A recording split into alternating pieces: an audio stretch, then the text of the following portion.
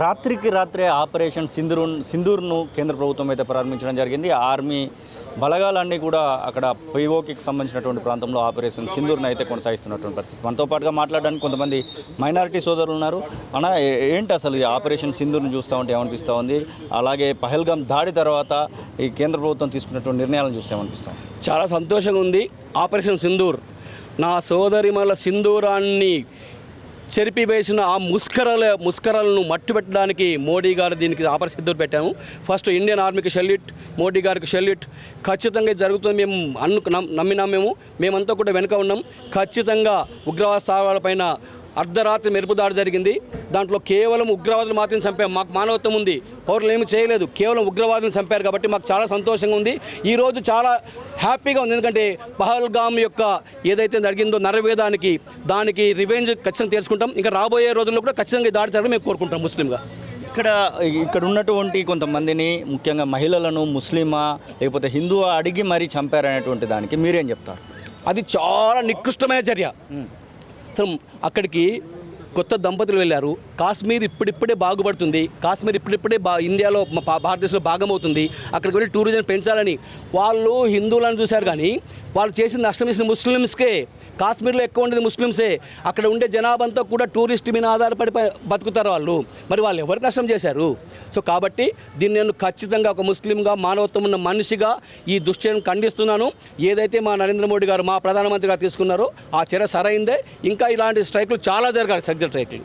PoK అనేదాన్ని స్వాధీనం చేసుకుంటేనే ఈ యొక్క రగడకి అంతం ఉంటుంది అన్నటువంటి మాటకి మీరేం చెప్తారు?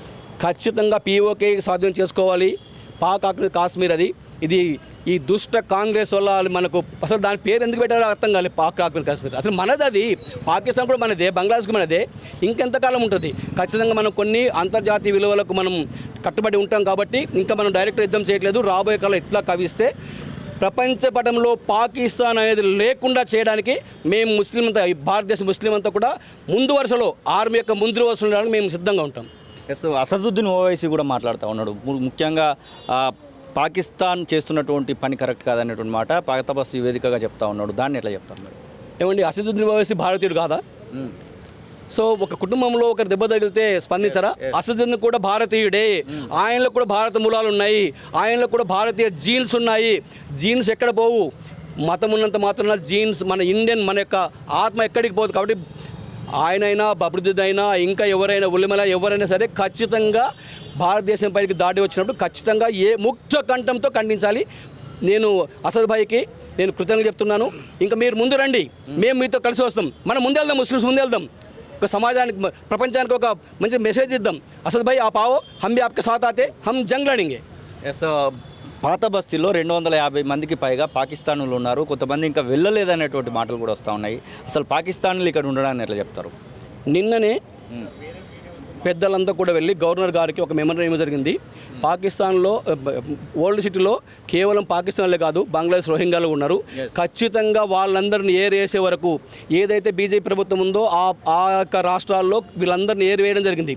కానీ ఇక్కడ కాంగ్రెస్, మీకు అందరూ తెలుసు, కాంగ్రెస్ మొత్తం ఫస్ట్ నుంచి కూడా అది డ్యువల్ పాలసీ. అది ఎందుకు అంటే ముస్లింల సంతుష్టీకరణ కొరకు ఆ రకంగా చేస్తుంది. కాబట్టి మేము ఆఖరి విదేశీయుడు, పాకిస్తానా, బంగ్లాదేశా, ఆఫ్ఘనిస్తానా, ఆఖరి విదేశీయుడు మన భూమి పైన ఉండడానికి హక్కు లేదు. ఇదేం ధర్మసత్వం కాదు. ఇది ఎవరంటే ఎవరు వచ్చి ఉండడానికి, ఇది ధర్మసత్వం కాబట్టి ఇక్కడ జీవించే హక్కు భారతీయులకు మాత్రమే ఉంటుంది. కాబట్టి అందరినీ ఆఖరి ఉగ్రవాది, ఆఖరి విదేశీయులు పోయే వరకు ఖచ్చితంగా రేవంత్ రెడ్డి గారు నేను అప్పీల్ చేస్తున్నా, వారిని తరిమి కొట్టాలి పోకపోతే. ఇది ముస్లిం సోదరులు చెప్తున్నటువంటి మాటలు. ఖచ్చితంగా మోదీని హర్షిస్తూనే మరొక వైపు ముస్లిం సోదరులందరం ఏకమవుతాము, పాకిస్తాన్ అనే దాన్ని ప్రపంచ పటంలో లేకుండా చేయడానికి కూడా సిద్ధమవుతానన్నటువంటి మాట అనేది వారు చెప్తున్న పరిస్థితి. కెమెరా పర్సన్ మహేష్తో కలిసి శ్రీనివాస్, కాలోజీ టీవీ, హైదరాబాద్.